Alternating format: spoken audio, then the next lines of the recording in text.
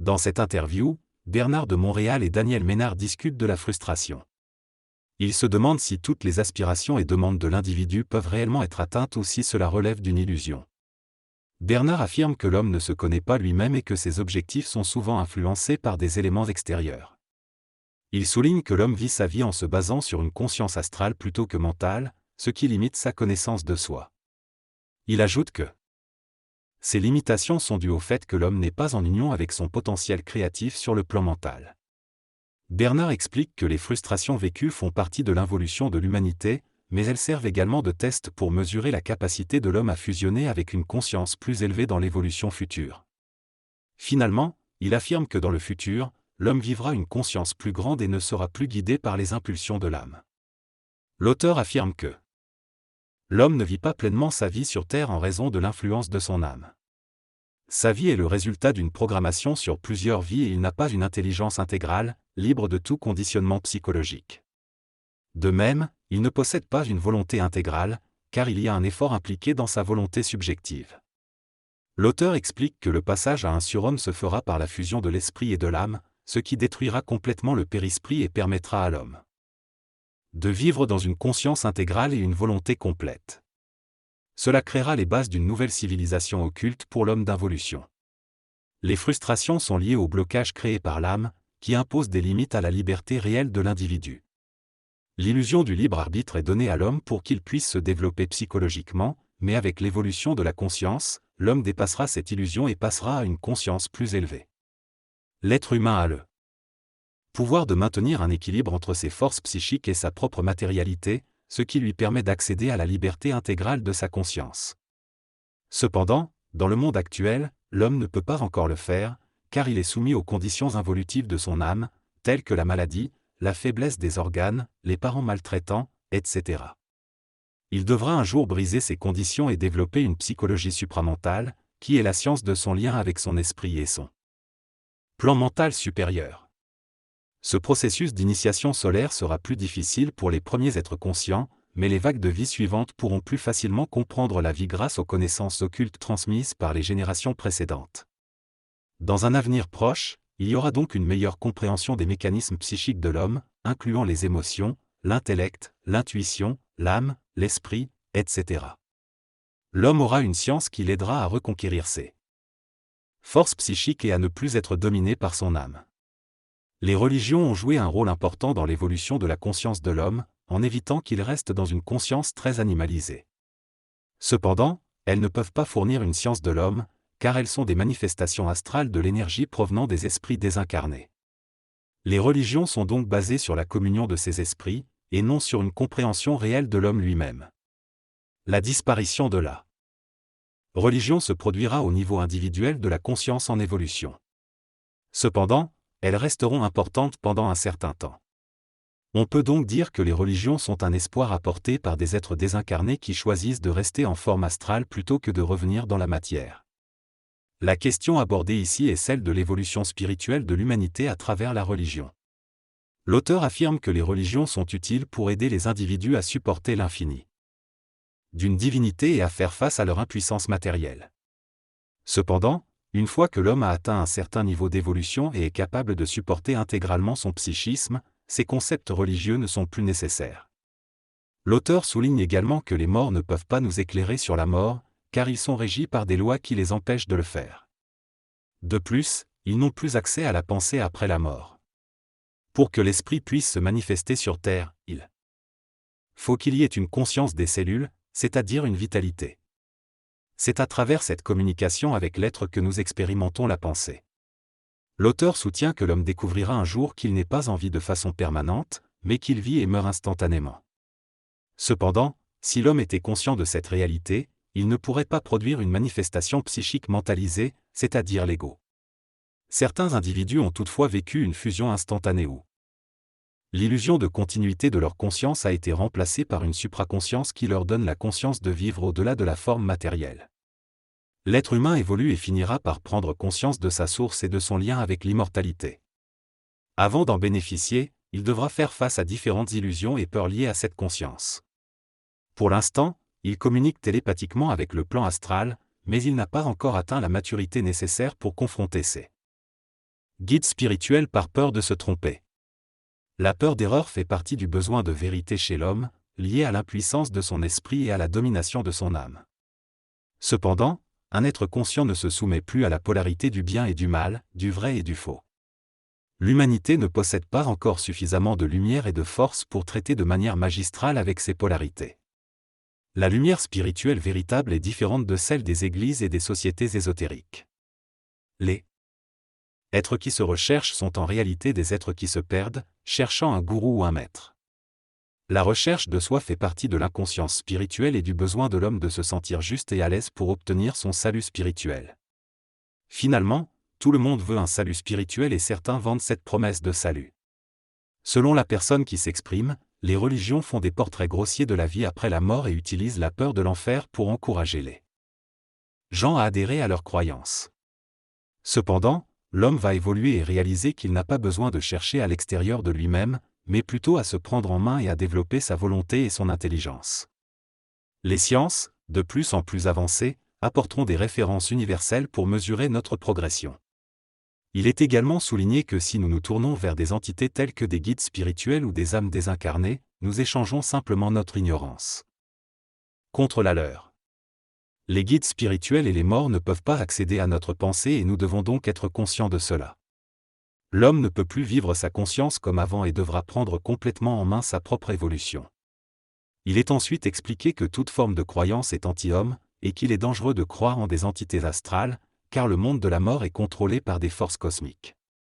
Les mondes invisibles sont gérés par des intelligences supérieures qui sont chargées de faire la gestion des affaires et des archives de la mort.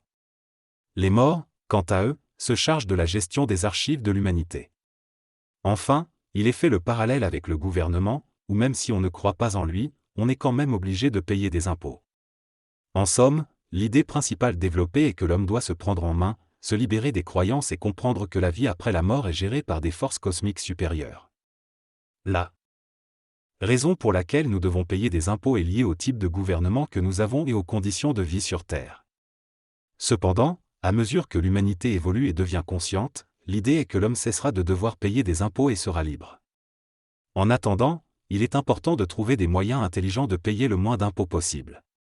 Certains paient des impôts pour des raisons d'orgueil, de vanité, d'illusion ou d'hallucination, car cela fait partie de leur expérience terrestre. Lorsque l'homme sera conscient sur le plan astral, il pourra faire partie intégrante des gouvernements invisibles sur Terre et sur d'autres planètes. Lorsqu'il sera conscient sur le plan mental et éthérique, il pourra devenir gestionnaire, plutôt que de subir une gestion. Une fois que les individus comprendront le fonctionnement de l'invisible autant que le matériel, ils cesseront d'être ce qu'ils sont aujourd'hui. Ils n'auront plus de problèmes concernant leur destinée, leur potentiel et leur intégration. Cela fera partie de la création d'une nouvelle race mentale, sur une base individuelle. Dans le processus de conscientisation, il est possible pour un individu d'apprendre à gérer sa destinée et sa programmation future dans sa vie matérielle. Cela implique de réaliser jusqu'à quel point on est manipulé dans sa conscience, notamment à travers la pensée. Il est important d'observer et de comprendre d'où vient sa pensée et de savoir qu'elle provient de quelque part. En ce qui concerne les sources d'information, il peut y avoir des forces émettant à la fois le bien et le mal. Il est donc essentiel de développer un discernement pour identifier l'origine de l'information. Il ne faut pas penser que tout provient de sa propre radio, sinon on restera dans une conscience expérimentale et limitée. Lorsqu'une personne entre dans des courants d'énergie spirituelle et occulte, elle peut être manipulée par son guide astral de manière à ne pas savoir si les expériences qu'elle vit sont réelles ou non. Cependant, la souffrance inutile créée par ces pensées permettra à l'individu de découvrir ce qui est réel et ce qui ne l'est pas. La conscience supramentale et la fusion au cours de l'évolution ne peuvent pas être déterminées par la vérité ou le mensonge, car un mensonge peut sembler très vrai et une vérité peut sembler fausse.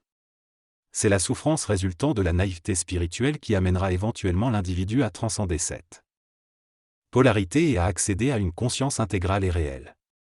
Toute souffrance est liée à l'astral, tandis que tout bien-être est lié à la conscience. Le bien-être est proportionnel à la diminution de la souffrance chez l'ego et à l'évolution de la conscience. Le bien-être est le résultat de la transmutation des corps subtils, astral et mental, et chaque individu le vivra à sa manière, en fonction de sa capacité à se connecter à sa propre source d'énergie cosmique. L'homme sera pris dans son Évolution vers une conscience supérieure par l'illusion spirituelle de sa conscience personnelle face à l'astral. Il devra s'en éloigner pour éviter la souffrance et s'amener vers une expérience plus évolutive. L'élimination de la souffrance est le chemin pour accéder à une information mentale. Il est impossible pour un individu qui n'a pas suffisamment souffert d'avoir une bonne information. La souffrance est équivalente à la sortie du plan astral et peut prendre différentes formes, allant de la souffrance psychologique à une souffrance totalement vibratoire. La frustration liée à l'impuissance est l'aspect le plus évident de la souffrance pour un individu en évolution. La souffrance peut aller jusqu'à devenir totalement vibratoire, dépassant même la forme de pensée. Dans cette discussion, l'intervenant explique que la souffrance consciente a un impact instantané sur la conscience cellulaire et reprogramme les cellules humaines. Cependant, la souffrance inconsciente n'affecte que les cellules sans les reprogrammer. Il explique que la souffrance provenant de la fusion de l'être et de la vibration de la conscience cellulaire a le pouvoir de neutraliser toute programmation cellulaire. En conséquence, l'homme aura la capacité de changer sa destinée en comprenant sa voyance personnelle. Lorsqu'une personne est consciente de sa destinée, elle n'a pas envie de la changer car elle représente son potentiel maximal de créativité. L'avantage d'être conscient est d'être le gestionnaire de sa destinée plutôt que de la subir en étant inconscient. Finalement, l'intervenant mentionne que l'ultime frustration est de chercher à savoir mais de réaliser que plus on cherche, moins on trouve. Dans cette conversation, Bernard de Montréal explique que le besoin de savoir et de connaître fait partie d'une affiliation problématique entre l'être humain et son âme. Lorsqu'une personne est en contact direct avec les circuits universels, elle n'a plus besoin de savoir car cela fait partie intégrante de sa conscience. Ainsi, la frustration, l'angoisse existentielle et la quête philosophique et spirituelle disparaissent. Il souligne que rechercher constamment à savoir est fatigant. De plus, il compare l'intérêt que les gens portent à se connaître à un cadran d'horloge qui n'est pas intéressé à voir l'heure mais qui est simplement l'heure. Il explique que vouloir être conscient peut finalement éliminer l'intérêt d'être intelligent, car une fois qu'on atteint un état de conscience élevé, on n'a plus besoin de le chercher. Il précise cependant que certaines connaissances sont nécessaires dans la vie quotidienne, comme être comptable, médecin ou avocat, mais la connaissance dont il parle concerne la connaissance de la vie et de soi-même, et le besoin de se sentir évolué. Il fait remarquer que plus on en veut, plus on finit par se dégoûter de cette quête. En réponse à une question sur le fanatisme, Bernard de Montréal explique que le fanatisme est une astralisation profonde de cette quête de l'évolution spirituelle, et qu'il peut mener à des problèmes de santé mentale. Il affirme que le fanatisme n'est pas possible dans l'évolution supramentale, car c'est une évolution qui ne se pense pas. En conclusion, Bernard de Montréal explique que le partage d'une personne vraiment évoluée avec son environnement est basé sur la non-sélection, la non-conviction d'avoir raison et la non-possession de la vérité absolue. Dans cette conversation, Bernard de Montréal évoque l'importance de partager sa créativité avec son environnement, que ce soit à travers la science, la philosophie, les arts, etc. Il souligne que l'engagement matériel est essentiel pour que la créativité se concrétise et serve un but. Il met également en évidence que les personnes évoluées sont motivées par leur passion, que ce soit la science, l'art ou autre, et ne sont pas nécessairement affectées si elles n'exercent pas leur passion pendant un certain temps. En revanche, les personnes fortement attachées au plan astral peuvent ressentir de la souffrance lorsqu'elles ne sont pas connectées à cette dimension. La distinction entre l'astral et la source peut parfois être difficile, car l'astral déforme l'énergie de la source. Ainsi, il est important de faire preuve d'intelligence dans nos actions, en prenant des mesures pragmatiques et en évitant de se laisser influencer par des informations déformées provenant de l'astral. Bernard de Montréal encourage à rester connecté à la réalité matérielle et à utiliser notre intelligence pour prendre les bonnes décisions.